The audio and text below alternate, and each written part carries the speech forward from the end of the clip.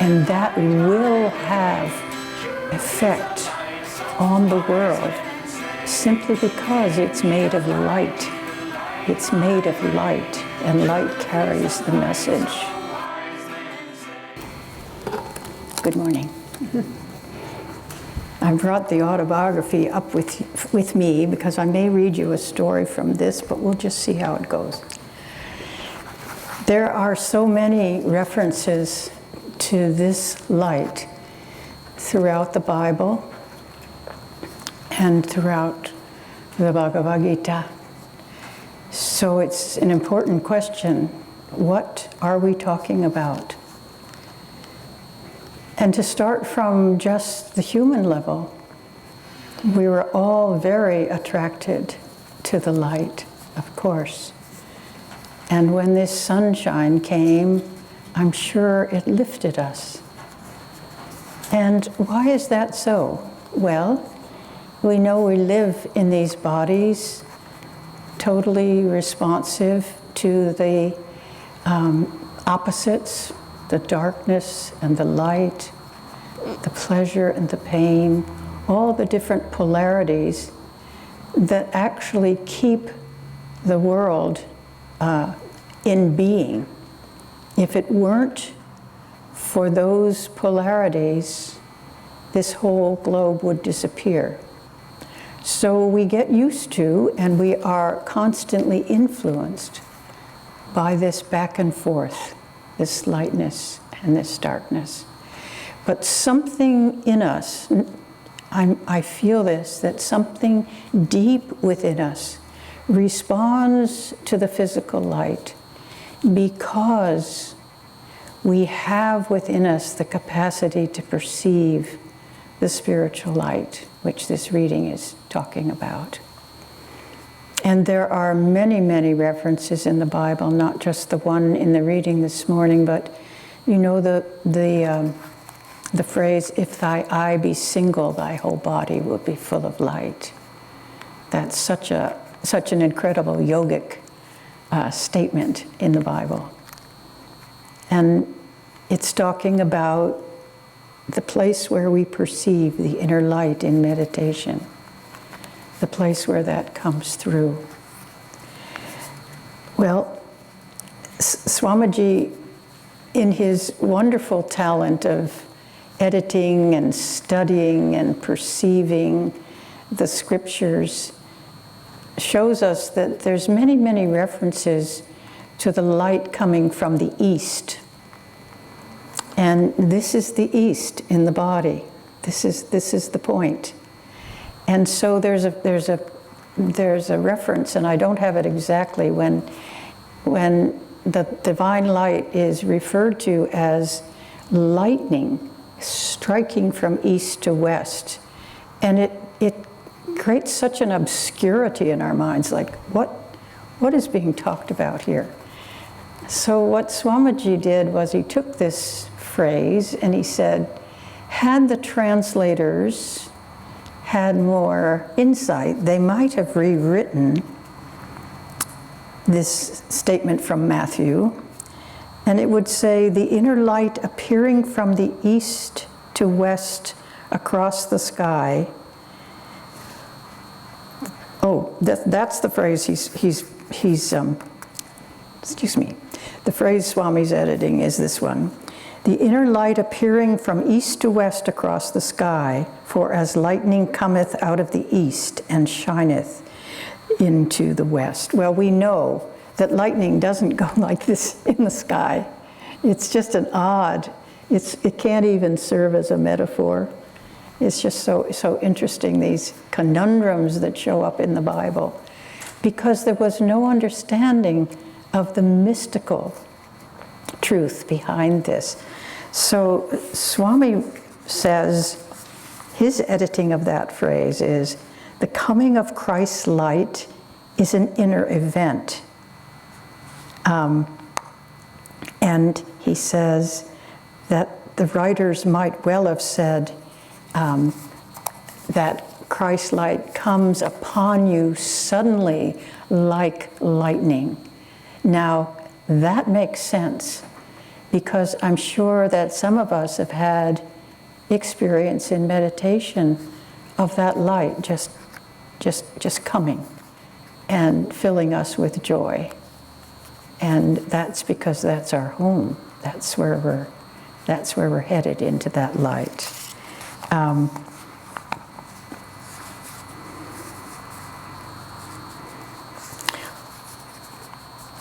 I have to admit to you that this topic of the redeeming light gave me an opportunity to do something. It's actually a desire I've had to do something in terms of figuring out why Master wrote so much in the autobiography about Einstein. It's always intrigued me, and I know what the connection is, of course, because Einstein, as a physicist, was studying the light. He was questioning the light from a physicist's point of view. So why would his E equals mc squared and his unified field theory and all of this land in the middle of the autobiography?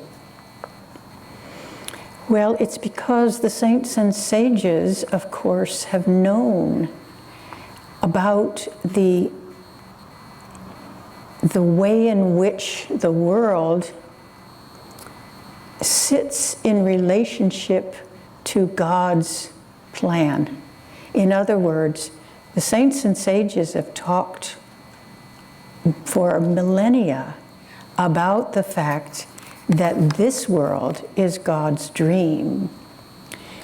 The physicist starts with the premise that this world and its physical reality is all there is.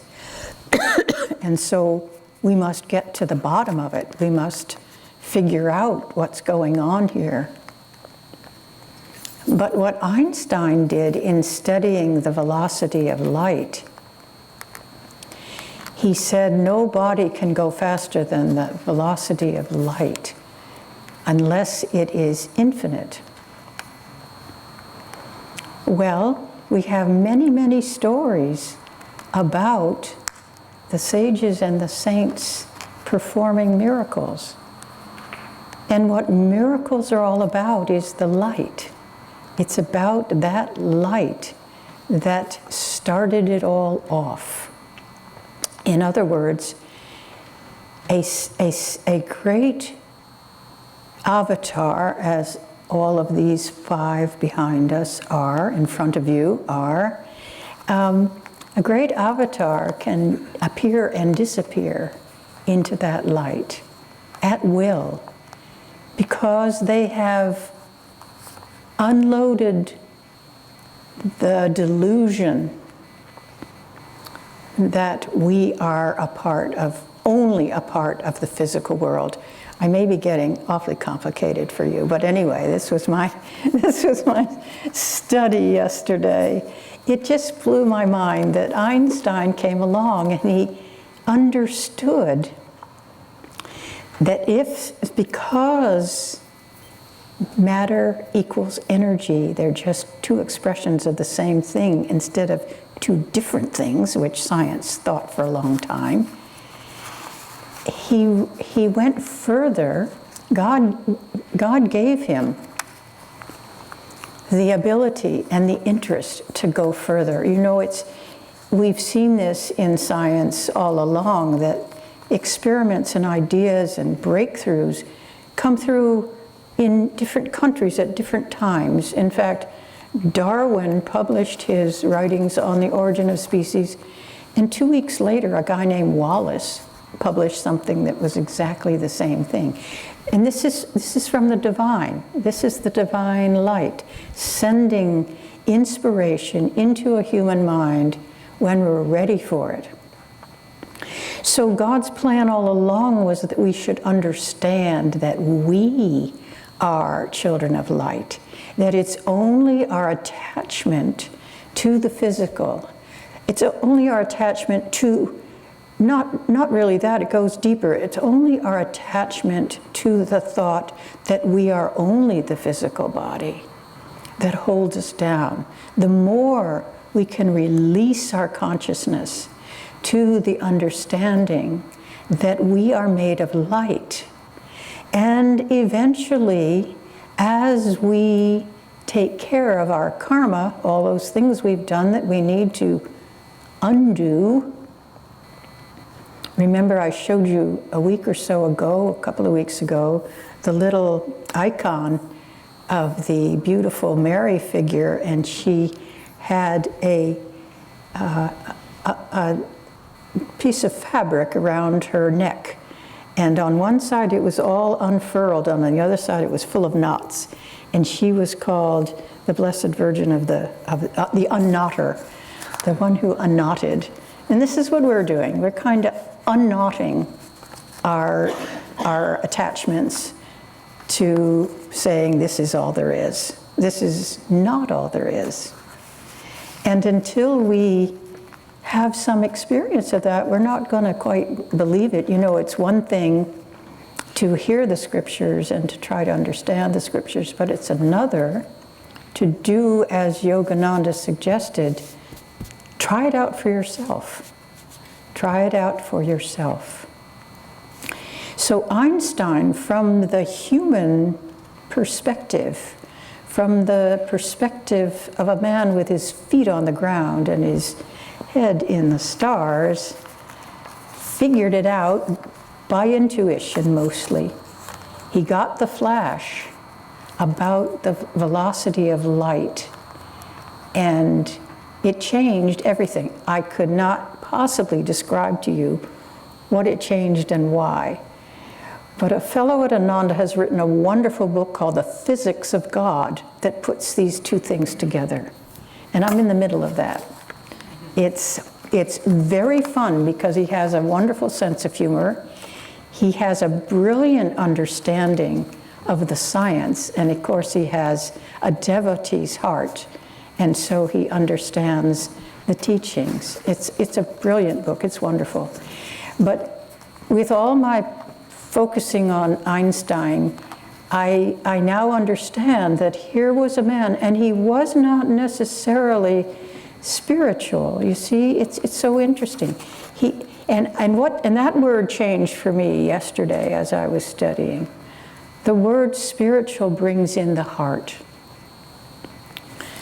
You can't understand the velocity of light idea and the fact that if you are one who is not only aware of a body but more aware of the light within, then that is what redeeming light means. You're unattached to the delusion that this material world is all there is. But even for all of that, for sort of like, I see what God has done here, which is what Einstein did. He did acknowledge God, but he didn't have the fervor to know God. And that's the element that the great saints and sages bring, besides their understanding of how it all works. I took the Festival of Light. You know, we do this every Sunday. We do a Festival of Light. And this is why, because it's the one thing that can really redeem our attachment to this reality. Our reality is so much larger. So I took the Festival of Light and I counted, and I don't trust my arithmetic, so you guys can do this again and tell me. I counted how many times the word light was used in the festival. It's 28 plus. So, certainly the question has been answered.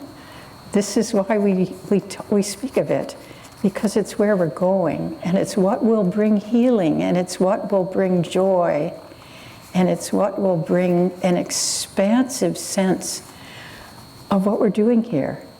And it's also what will bring us to an understanding of what we can do now. Because if we can uplift our consciousness and receive more of the light, then we can help to uplift others. Because our consciousness is cleared each time we recognize that light. Our consciousness is released from the bondage of the world's demands. And so once we can uplift ourselves, then we can uplift the world. So this is our task. And this is the theme of a program at the Ananda Village in California this week. And we've done this program since the beginning of Ananda. It's called Spiritual Renewal Week. And it is online, and you all can participate if you'd like. The lectures in the morning, the talks in the morning at 10:30 starting tomorrow morning are just magnificent. And the theme is uplift yourself, uplift the world. It answers the question that we so desperately find ourselves puzzling over. What can we do? What are we to do in such a world that we live in? And I think back a lot to, I was a semi-hippie. I was kind of a respectable hippie. I was a librarian. And the kids would come up to me and say, "Are you a hippie?" And just for the fun of it, I'd say yes. And I know they went home and told their mothers. But you know, I just had long hair and beads. Anyway, but I marched in a lot of anti-Vietnam demonstrations. But how can you march against war if you're not peaceful within yourself? So we need to carry the right consciousness as we do our work. And our work is to uplift ourselves. And that will have effect on the world simply because it's made of light. It's made of light, and light carries the message. Let's see what else I had thought of.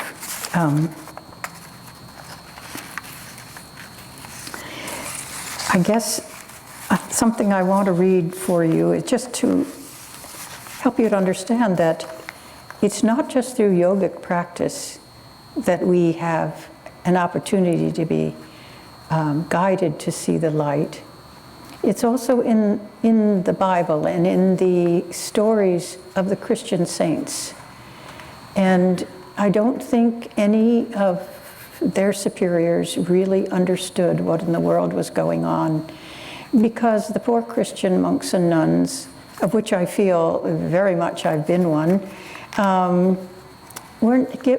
there was no understanding. They were just to deal with their spiritual life through how they comported themselves and how they behaved. They really struggled with it. But every once in a while, there was one who was spiritually mature and could, through her prayer and contemplation, see the light. And this lady, who I need to do more research on because I don't know when she was in the monastery, but she was called Alessandra de Rudini, and her spiritual name was Mother Marie of Jesus of Carmel.